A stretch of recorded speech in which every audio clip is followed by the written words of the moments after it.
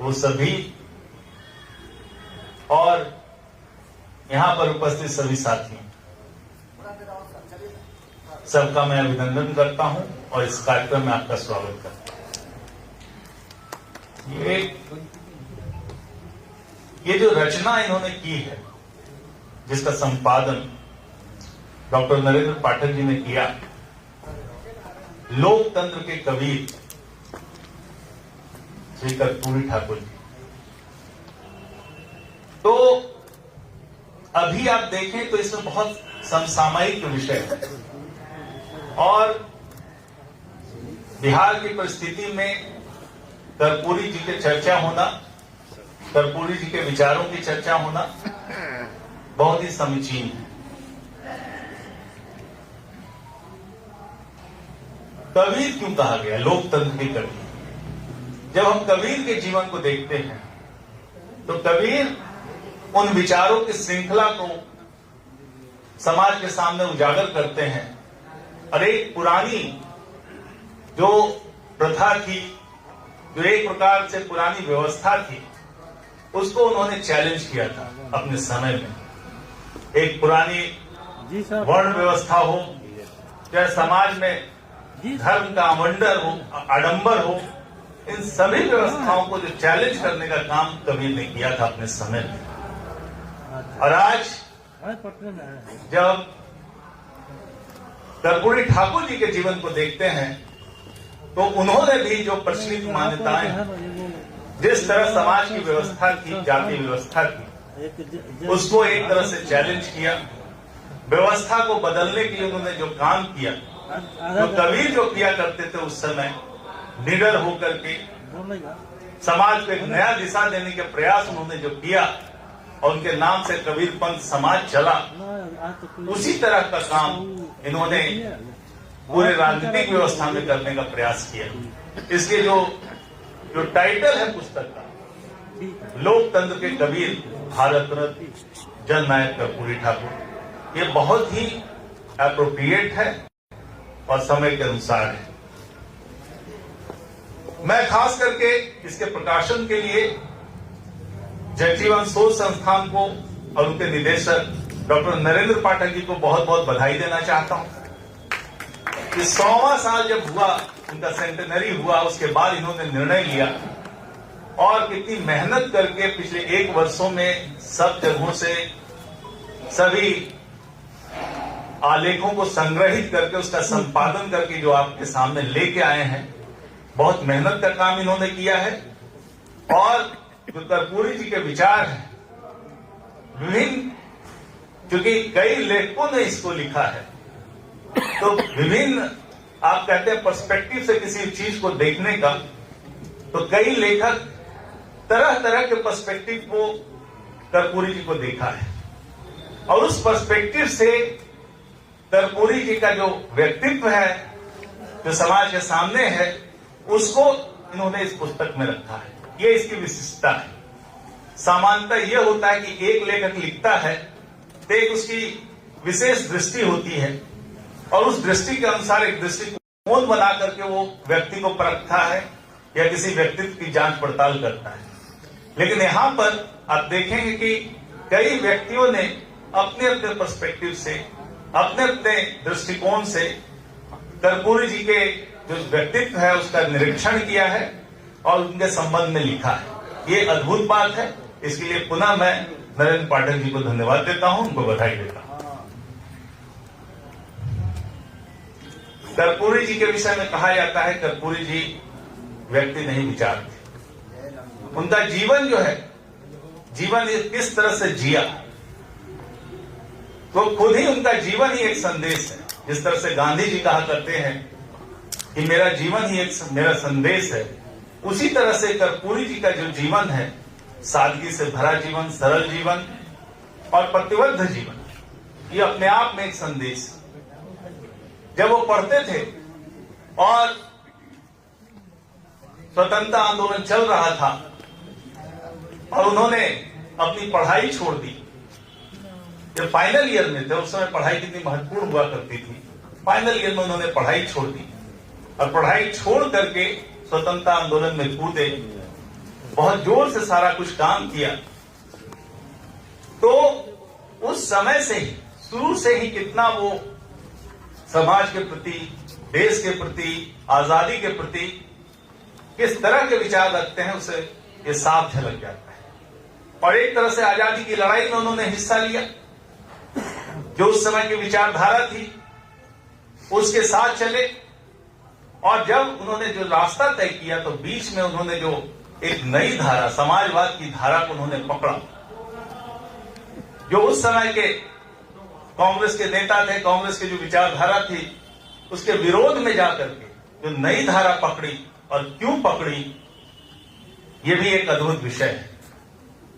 और उसको लेकर के पूरा जीवन उन्होंने दिया है अपना समाजवाद के विचार को पुष्ट करने के लिए।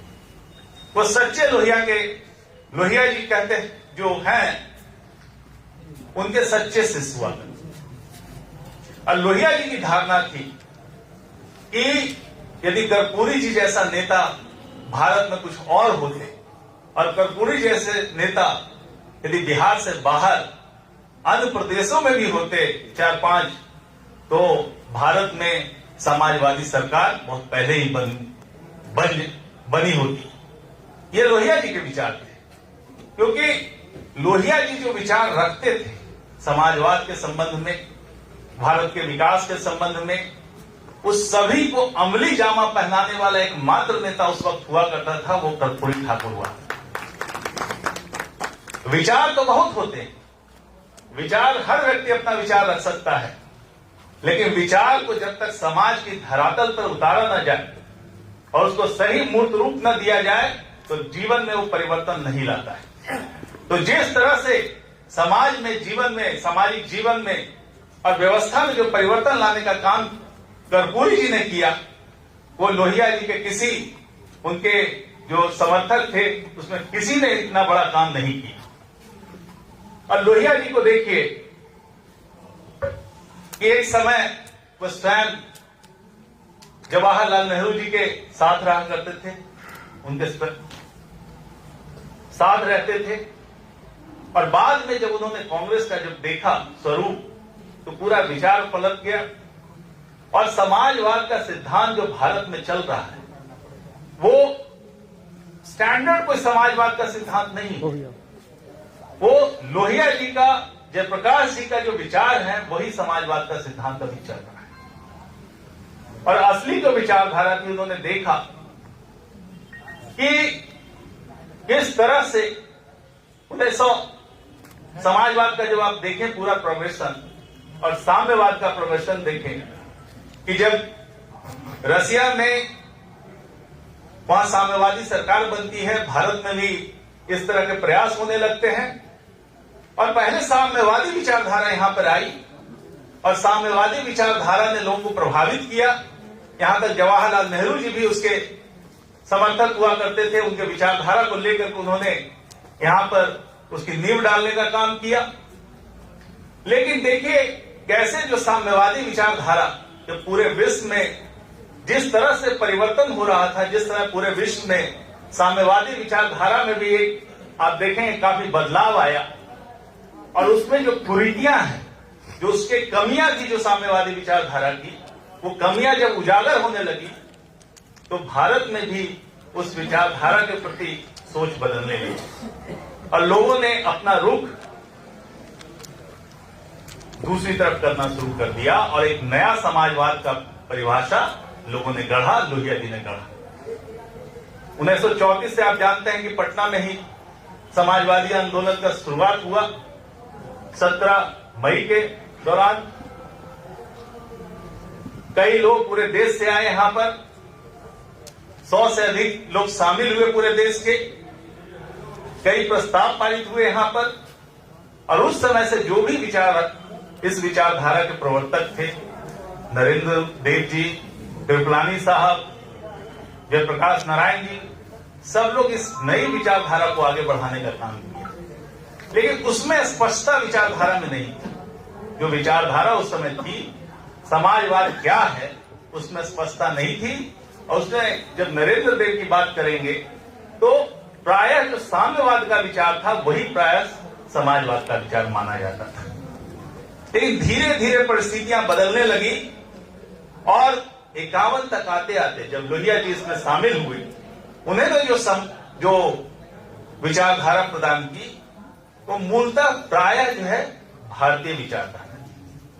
यदि साम्यवादी विचारधारा को कहें तो एक मार्क्सवादी विचारधारा है, एक फेबियन सोसाइटी का जो सोशलिज्म है वो विचारधारा है, और तीसरा जो मूलतः पूर्णतः जो भारतीय समाजवाद है उसके प्रवर्तक लोहिया जी।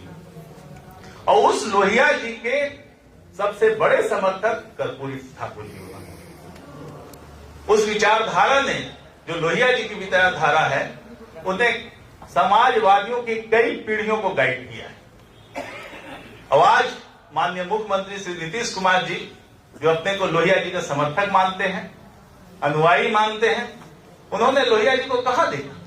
एक बार मात्र उनको देखने का अवसर प्राप्त हुआ, उनका एक बार उन्होंने भाषण सुना, लेकिन उनके जो लिखा हुआ साहित्य है, जो विचार है, उनको देख पढ़ के सुन करके उन्होंने समाजवाद की शिक्षा दी। लेकिन कर्पूरी जी के संपर्क में रहे और कर्पूरी जी उनको बहुत मानते थे। और जब लोक दल में युवा के अध्यक्ष बनाने की बारी आई तो कर्पूरी जी ने बुला करके माननीय नीतीश कुमार जी को लोक दल के युवा का अध्यक्ष बनाया, क्योंकि कर्पूरी जी जानते थे कि युवक जो है कितना प्रतिभाशाली है, कितना कमिटेड है। इस तरह से उन्होंने बुला, कई बार इन्होंने इनकार भी किया माननीय मुख्यमंत्री जी ने, तब भी उन्होंने लास्ट में फाइनली कहा नहीं तुमको बनना पड़ेगा, और उन्होंने बना दिया। और उसके बाद लोक दल में युवा के अध्यक्ष की जिम्मेदारी माननीय मुख्यमंत्री जी ने संभाली। तो खुद कर्पूरी जी का व्यक्तित्व आप देखें, उनसे स्वयं माननीय नीतीश कुमार जी प्रभावित रहे, और क्यों ना हो, जो जिस तरह का उन्होंने जीवन जिया, जिस तरह का विचारधारा का इन्होंने पालन किया और समाज में उसको उतारने का काम किया, ये बहुत कम लोग कर पाते हैं। तो उनको अवसर बहुत कम मिले। कर्पूरी जी के जीवन को देखिएगा कि उनको अवसर बहुत कम मिले, बहुत कम दिन वो मुख्यमंत्री रहे, अधिकांश समय वो विपक्ष के नेता रहे, लेकिन उन समय में, कम समय में ही उन्होंने जितना काम कर दिखाया और समाज में परिवर्तन की जो बुनियाद रखी, असली समाजवाद की शुरुआत उन्होंने बिहार की जमीन पे कर दिया। ऐसे थे हमारे कर्पूरी। और खुद उनका व्यक्तिगत जीवन देखें तो गांधी जी की विचारधारा से प्रभावित है। जो स्वतंत्रता संग्राम की लड़ाई उन्होंने लड़ी, और उन्होंने गांधी जी के विचारों को देखा कि खुद उनका जीवन कितना सादा है। गांधी जी को आप देखें तो वहां पर समाजवाद नहीं, व्यक्ति में, समाजवाद में होता है व्यष्टि और समष्टि, कि व्यक्ति किस प्रकार का हो और समष्टि किस प्रकार का, और दोनों में संबंध क्या। तो गांधी जी की विचारधारा में व्यक्ति पे फोकस है, चरित्र पे फोकस है, नैतिकता पे फोकस है, जो व्यक्ति के चरित्र के विषय में बात करता है। और गांधी जी की विचारधारा को उन्होंने पूरी तरह से अपनाया। उनका जीवन जो है, जिस तरह से दुर्गा बाबू ने वर्णन किया है, कई ऐसे उदाहरण आपको मिल जाएंगे कि जीवन में कितना सादगी है, कितनी सरलता है, ये उन्होंने गांधी जी से लिया। लेकिन साथ साथ लोहिया जी को भी लेकर चलते रहे। कि लोहिया जी का कहना था, लोहिया जी की जो सप्त क्रांति की धारणा थी, असमानता को दूर करने की बात थी, नारी को उसके स्थान दिलाने की बात थी, ये सब काम कर्पूरी जी ने करके दिखाया। और ऐसा व्यक्ति जो आप सोचिए कि उस समय कई वक्ता पहले भी बोल चुके हैं कि उनको बहुत कठिनाइयों का सामना करना पड़ा, जो भी कदम वो उठाते थे विरोध का सामना करना पड़ा, और खुद दूसरी पार्टियों से नहीं, अपनी पार्टियों से विरोध का सामना करना पड़ा, सहयोगियों से विरोध का सामना करना पड़ा। और उस विरोध को सहते हुए उन्होंने जो काम करके दिखाया है, जो हमको दे के गए हैं, वो अद्भुत है। वो उनके व्यक्तित्व का परिचायक है कि कितने बड़े व्यक्तित्व के वो मालिक हैं, उनसे प्रभावित होते हैं। और उन्होंने न खुद जिस तरह से जीवन को जिया है, तो उसके जो समर्थक हैं, जो इनके जो अनुयायी थे, इनके जो समर्थक थे, जिसे आप देख लीजिए आज की पीढ़ी में कई ऐसे नेता हैं वर्तमान में जो उन्हीं के पैदावार किए हुए सब नेता है जो बिहार को आज चला रहे हैं और बिहार में कई जगह पे राजनीतिक भूमिका, महत्वपूर्ण भूमिका अदा कर रहे हैं, किसी न किसी तरह से कर्पूरी जी के जीवन से जुड़े हुए हैं। तो जो उन्होंने विचारधारा के प्रवाह को, तो जो समाज की जो एक दिशा दी, तो सब अद्भुत है। आप देखिए कि उनको कितना कम समय मिला। 67 में जब सरकार बनती है और संसोपा को 68 विधायकों का समर्थन प्राप्त होता है, उस वक्त भी उनको मुख्यमंत्री होना चाहिए था, लेकिन विरोध हुआ अंतरिम और उनको मुख्यमंत्री बनने नहीं दिया गया। फाइनली उप मुख्यमंत्री बने, शिक्षा मंत्री बने, लेकिन शिक्षा मंत्री के रूप में जो उन्होंने जो काम करके दिखाया वो अद्भुत है। आज भी बिहार उसको फॉलो कर रहा है। उन्होंने सबसे पहला काम किया कि भाई कि जो अंग्रेजी है, अंग्रेजी जो उन्होंने कहा दुर्गा बाबू ने कि अंग्रेजी का अनिवार्यता खत्म करो। अंग्रेजी को खत्म नहीं किया, अनिवार्यता को खत्म किया। लोग ये गलत फहमी होती है कि उन्होंने अंग्रेजी को खत्म किया। जो परीक्षा पास करने में अंग्रेजी की अनिवार्यता है, कंपलसरी सब्जेक्ट था, उसको खत्म किया। अंग्रेजी आप पढ़ सकते थे, लेकिन लोगों में धारणा है कि उन्होंने अंग्रेजी को हटा दिया। ऐसी बात नहीं है। वो खुद जो बताए हैं कि खुद ये अंग्रेजी के बहुत बड़े ज्ञाता थे, बहुत जानकार व्यक्ति थे, लेकिन जो हमारे समाजवादी विचारधारा है उसमें ये कहना है कि व्यक्ति को यदि आगे बढ़ना है, किसी समाज को आगे बढ़ना है, तो उसको अपने पे गर्व करना होगा। उसकी जो भाषा है, ओरिजिनल भाषा, उसमें लेकर के पढ़ना होगा, आगे बढ़ना होगा। यदि भाषा पे आप गर्व नहीं कर सकते तो समाज वो कभी भी प्रगति नहीं कर सकता। लोहिया जी ने इस बात को कहा और कर्पूरी जी ने उसको जमीन पे उतारा। साथ में वो जानते थे कि भाई बिहार में यदि गरीब तबकों की प्रगति होनी है तो शिक्षा ही एकमात्र हथियार है। शिक्षा ही वो साधन है जिससे गरीब तबका आगे बढ़ सकता है। इसीलिए ना पूरा फोकस उन्होंने शिक्षा पे किया, कैसे कमजोर तबका शिक्षा ग्रहण करे इस पे किया, और इसके लिए जो कदम उठाने थे वो सारे कदम उठाए। यहां तक 1 से 8 तक भी जो शिक्षा में निःशुल्क शिक्षा देने की बात हुई, उन्होंने सारे को फ्री कर दिया। लेकिन उनकी बहुत बुराइयां हुई। क्या क्या नारे, इतना विरोध हुआ उनका। कुछ लोग कर्पूरी डिवीजन बोलते थे, क्या क्या नहीं उनको अपमान का सामना करना पड़ा।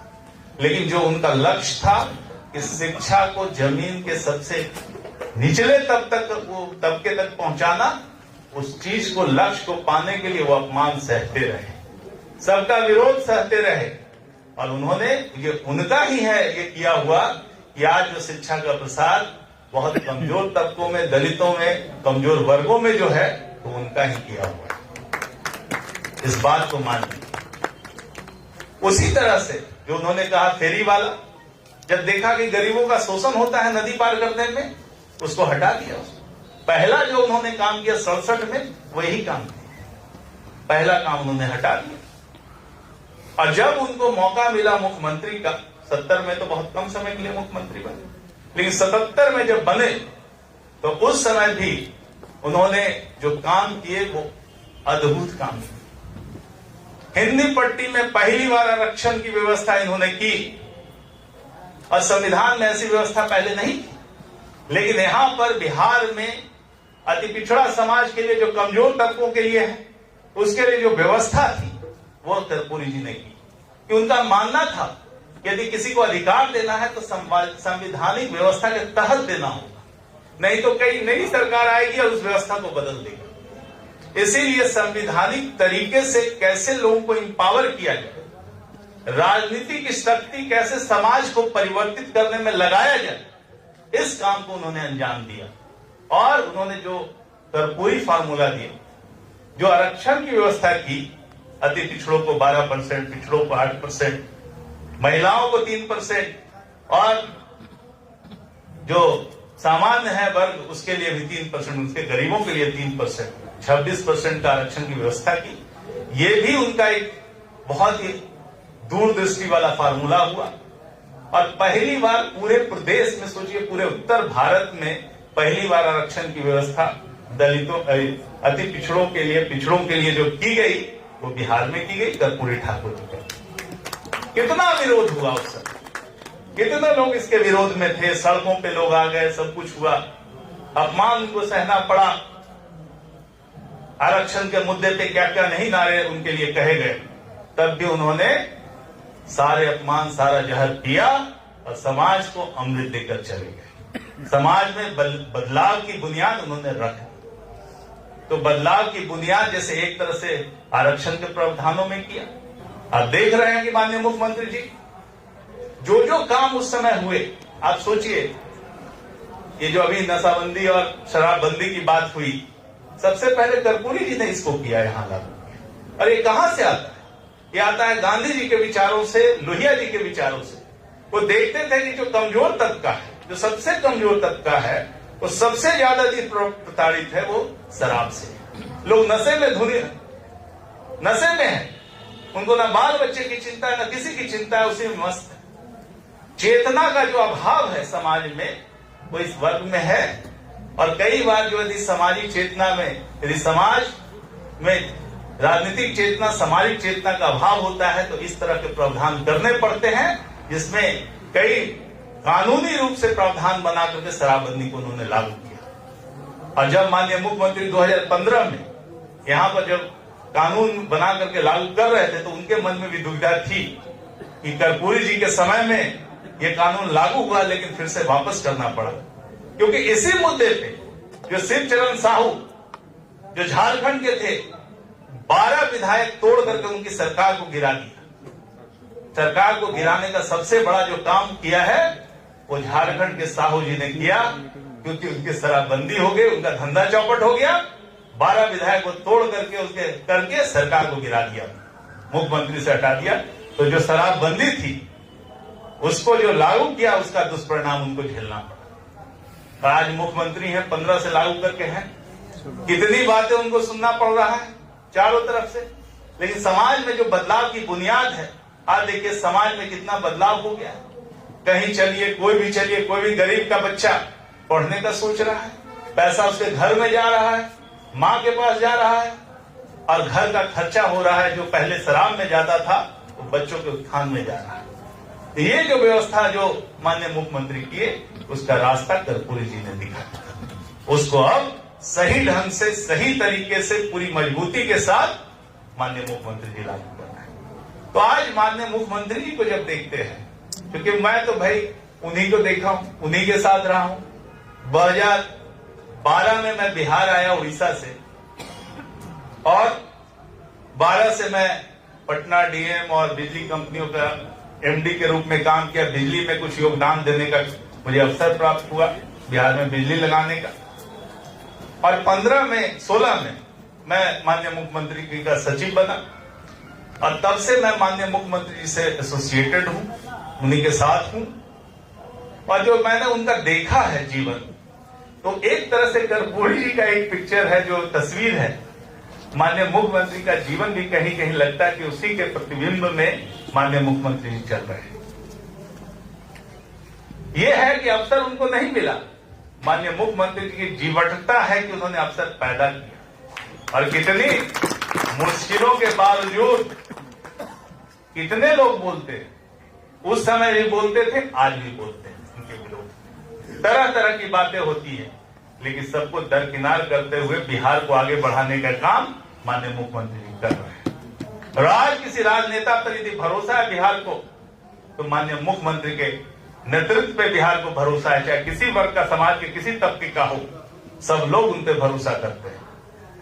यही तो थे कर्पूरी जी, ऐसे ही तो थे कि सब लोग भरोसा करते थे। लेकिन अपमान उस समय सहना पड़ा, आज भी इनको थोड़ा सहना पड़ता है। लेकिन बिहार की बेहतरी इसी में है कि सबको साथ लेके चला जाए।